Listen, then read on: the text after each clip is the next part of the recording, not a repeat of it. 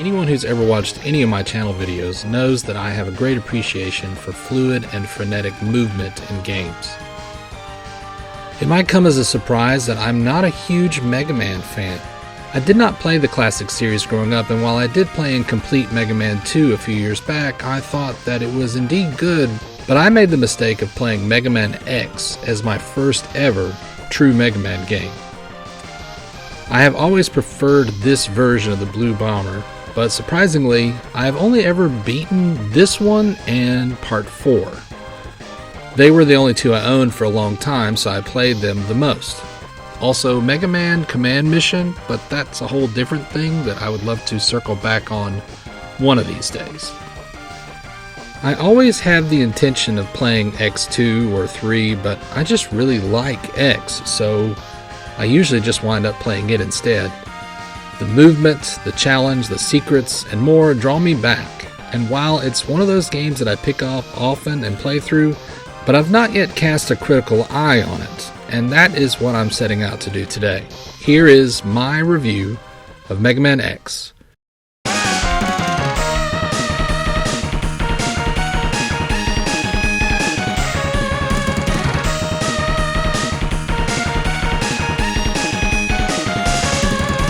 The development of Mega Man X was very much inspired by the desire to grow up the series. Everything is designed with a more serious, even desperate tone. Lead artist KJ Inafune reflected that the game spent a lot of time in the planning stages as they decided on how they wanted the game to iterate on the classic formula.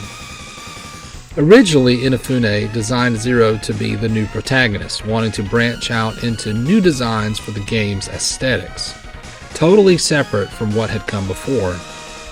However, in response to the fear that fans might have a negative reaction to a new protagonist, X was developed and Zero relegated to a supporting role for now.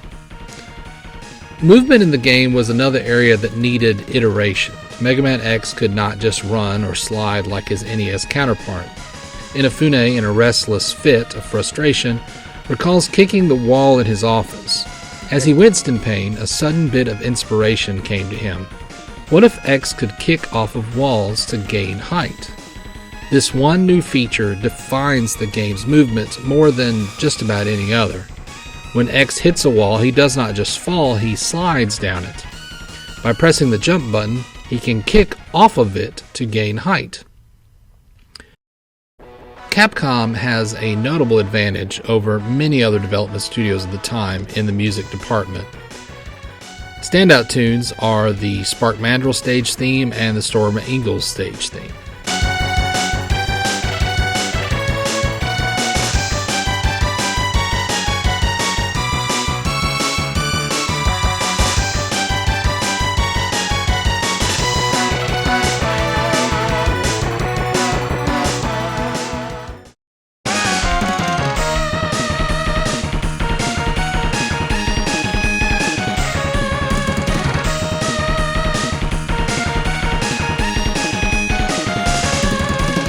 The guitar synth is amazing in every state, and the music does have that signature big band sound that multiple Capcom games tend to have, with several instruments fading in and out of the compositions. This is in no small part due to the talented group of in-house musicians working for Capcom at the time known as Alf Lyla. The name is derived from the Arabic phrase for 1001 Nights, inspired by the classic collection of stories. Originally, the game was composed only by Setsuo Yamamoto, and he still collaborated on every track, but the key word is collaborated. My favorite two were composed mainly by Makoto Tamazawa, late in the game's development. Like a lot of games, there was a considerable period of crunch to get the game out the door on time, but they pulled it off, and in December of 1993 in Japan the game was released. A month later it hit store shelves in North America, with Europe having to wait till May of 1994. Since then, the game has been ported several times to platforms like DOS, mobile phones, and several collections for different generations of consoles.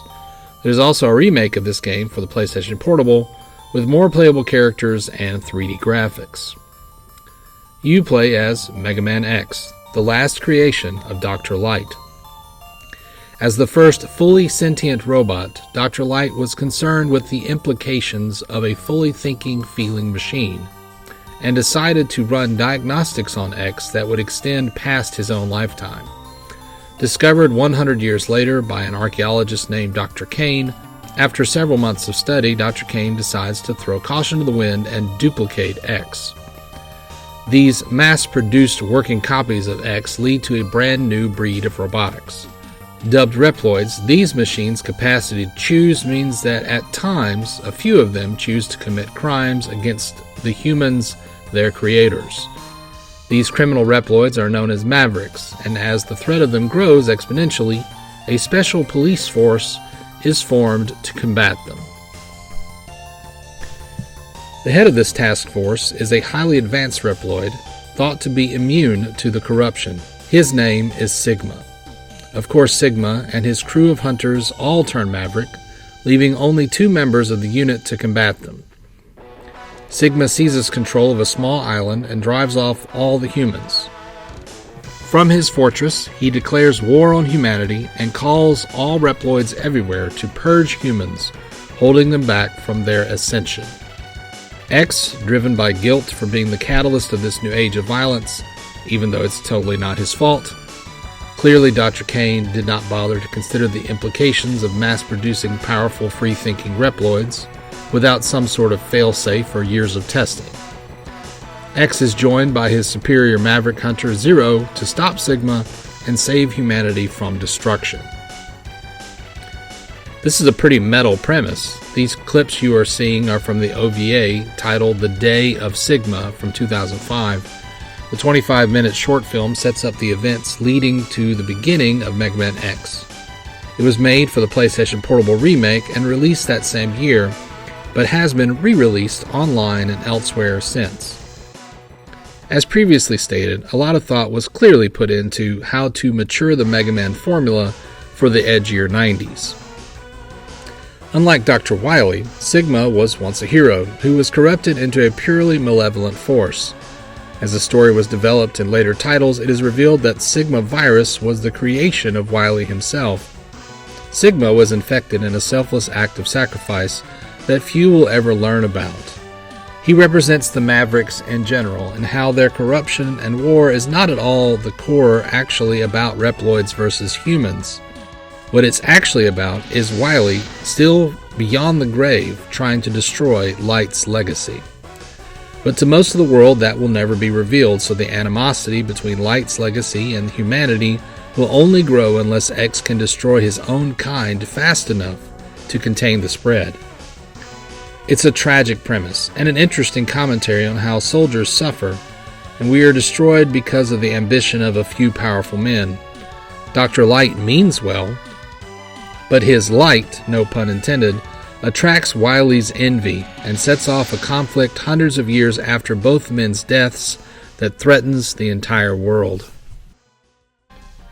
The game opens on the iconic bridge highway sequence. X runs into the fray, making his way towards the center of the disturbance. This X is, so far, the same as OG Mega Man until the first B boss traps him below the stage. The only way out is up, and so players have to utilize the new defining feature to escape. Wall jumping is not a new mechanic in video games. Other games had done it before, and throughout gaming history it has been a platforming staple even until today. But the sidekick of Mega Man X is different. This increased element of control allows for a level of precision which had not been seen before, and only few games have emulated since. Climbing out of the hole, the player continues on through the stage before encountering Vile, one of Sigma's lackeys who bears a striking resemblance to a certain bounty hunter. X gets his butt handed to him by Vile in his ride armor mech before Zero arrives to rescue X and pursue Vile. X is not strong enough, but in classic Mega Man fashion, he can get stronger by absorbing his enemy's powers and by finding some upgrades. From here we get access to the stage select screen. To fight Sigma, you need to defeat all 8 of his Mavericks and absorb their powers.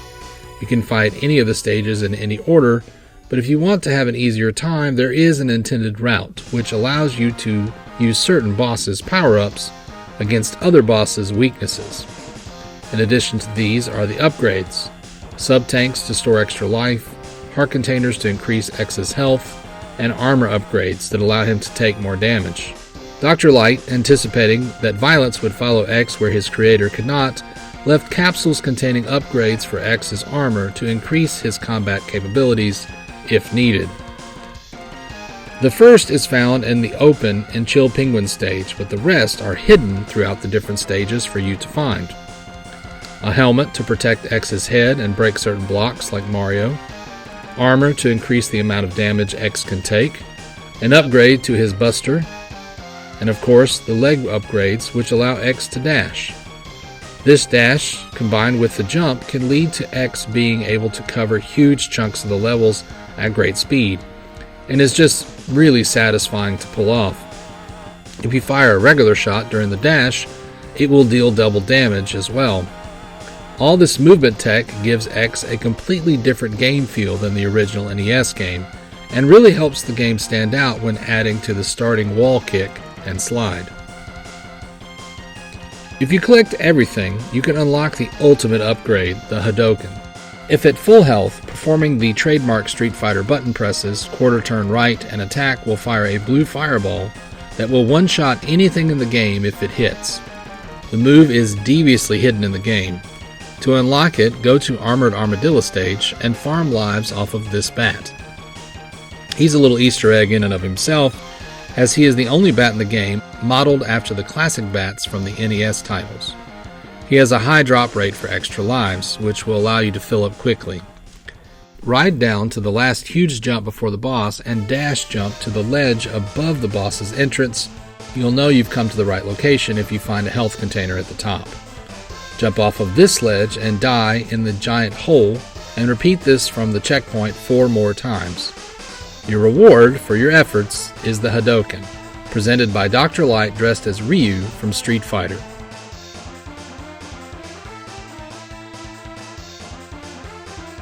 Many of the stages in Mega Man X feel more open than in other titles in the series, or at least the ones I've played. Varied elemental-themed locations like snowy mountains, robotic forest, and more can be explored. Some stages do take things indoors and underground, but the level of variety is really high. With this variety comes several different stage mechanics and layouts. Boomer Quanger's stage is by far the most vertical stage, and Launch Octopus gets props for being a water stage that does not suck. Mega Man X very rarely changes X's movement mechanics as a gimmick, which I fully approve of. It finds variety by pushing the player to use the established moveset in creative ways. Bosses are challenging, although a few of them become comically easy if you have the weapon they are weak to. Nope. Nope. Nope. After collecting everything, it is time to take on the Sigma stages, probably the best stages in the game. They are broken up into small segments with boss refights and new bosses alike, breaking them up. The refights are a breeze since you are much stronger than the last time you faced them. The new fights are sort of puzzles that require you to predict bosses' movements and adapt. The spider boss lays down lines, and depending on their placement, the spider will change how it reaches the bottom. The wall boss moves in and out, forcing you to utilize the wall slide just to stay alive. Then there's the T-Rex boss, which is just a pure scrap. He can follow you wherever you go on the screen and does lots of damage. But if you can deal the damage to him, he'll go down. As I've previously stated, the Sigma stages are excellent and contain the most memorable scene from the game. The Vile refight on his right armor with the captured Zero behind him is tense, and when he captures you the same way as he did before, all hope seems lost. But like before, Zero comes to your rescue, but this time at the cost of his own life.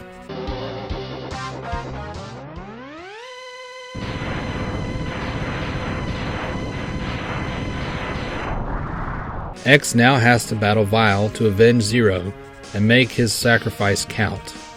Zero's death loses some of its impact in hindsight, but in isolation, with this being the first and at the time only entry in the series, it really makes a statement.